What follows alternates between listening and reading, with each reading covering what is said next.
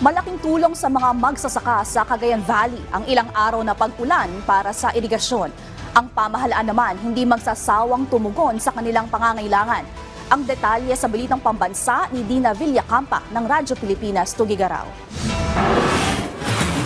Biyaya kung ituring ng mga magsasaka ay ilang araw ng ulan dito sa Cagayan Province. Si Kuya Romy nagsimula na magpatubig sa mga pananim niyang mais matapos matuyo ang lupa noong nakarang linggo. Nagpatubig ako nito last week lang. Malaki tulong po yung nagpagkaano ng sewer line ko. Ayon sa Department of Agriculture Region 2, malaking tulong ito sa mga magsasaka para sa mga tanim nilang mais at palay dahil madadagdagan ng tubig sa mga irigasyon.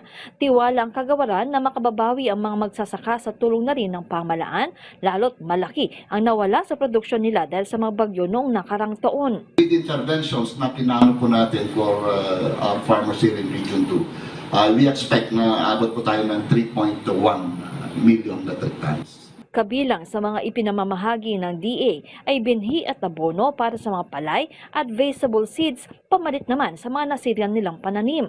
Sa ngayon, umaabot na sa 830 million pesos ang naipamahaging tulong ng kagawaran sa ilalim ng kanilang rehabilitation program. Mula sa Radyo Pilipinas, Tugigaraw, Dina Villacampa, Balitang Pambansa.